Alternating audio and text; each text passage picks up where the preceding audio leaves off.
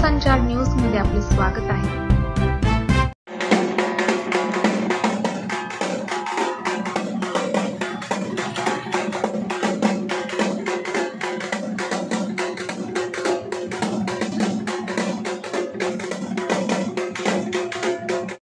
त्या ग्रामपंचायतच्या रेकॉर्ड त्यांनी तो आणून इथं द्यावं, परंतु या ठिकाणचे व्हिडिओ वगैरे कुठल्या प्रकारचे इथं सहकार्य करताना दिसत नाहीत।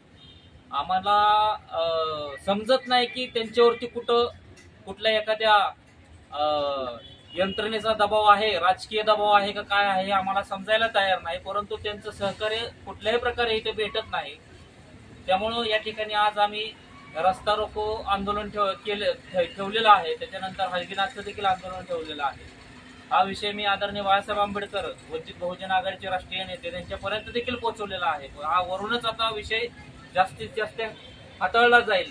त्या अगोदरच या ठिकाणच्या प्रशासनाने यांच्यावरती जो अन्याय झालेला आहे त्या अन्यायाच्या खातीर यांची जी मागणी आहे, फक्त यांची मागणी आहे की ते रेकॉर्ड मिळावं, की ज्या रेकॉर्ड मध्ये यांची जमीन आहे, यांच्यावरती यांची जागा आहे की ते मिळावं। परंतु या ठिकाणचे प्रशासन ते टाळाटाळ करत आहेत।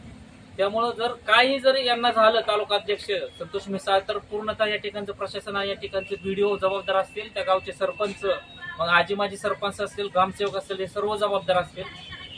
अन्यथा जर नसेल काय झालं तर आमची एकच मागणी की सर्व सरपंच, ग्रामसेवक जे कोण असतील याच्यामध्ये जबाबदार व्यक्ती त्यांच्यावरती कायद्याने गुन्हा दाखल करावा, एवढीच मागणी आहे।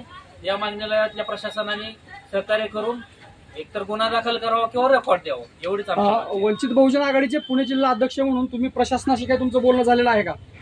प्रशासनाशी बोलणं झालेलं आहे, ते टाळाटाळ करत आहेत। याच्या अगोदर देखील बोलणं झालेलं आहे, फोनवरून मी त्यांच्याशी संपर्क साधतोय। डॉक्टर लोकांची इथं टीम येते, त्यांना चेकअप करून जाते, त्याचा देखील मी अपडेट त्यांना देतोय। ते स्वतः येऊन रात्रीच येऊन भेटून जातात, दिवसा भेटत नाहीत। रात्री 8 वाजता येऊन भेटून जातात। त्यांना भीती कशाची दिवसा भेटायची हे समजत नाही। आता तुम्ही बोलताना असं म्हणालात की वंचित बहुजन आघाडीचे सर्वेसर्वा प्रकाश आंबेडकर यांच्यापर्यंत देखील तुम्ही निरोप दिलेला आहे, त्यांच्याकडनं काही निरोप आलेला आहे का? ते आता वरच्या लेवलवरती हँडल करणार ना, वरच्या लेवलवरती सगळं ते जे काय असेल ते बघतील। मग आता सध्याला तुमचं हलगीनाथ आंदोलन चालू आहे, या पुढचा तुमचं आंदोलन कसं असणार? रस्ता रोको आंदोलन, आजच ते रस्ता रोको आंदोलन आहे। परंतु त्यांनी सांगितलेलं एक थोडासा वाट बघा, त्यांची काही चर्चा चालू आहे। जर नसेल काय होणार तर आम्ही मग रस्त्यावरती बसू, मग गाड्या घाला मग अंगावरून, अशी परिस्थिती आहे ना।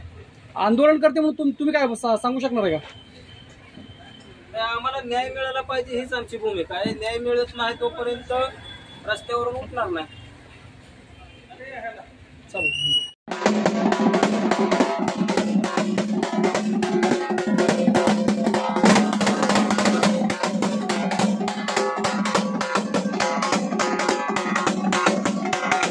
राज्यातील महत्त्वाच्या आणि आपल्या भागातील ताज्या बातम्या पाहण्यासाठी आजच आमच्या विश्वसंचार न्यूज YouTube चॅनलला सबस्क्राईब करा व बेल आयकॉन प्रेस करा।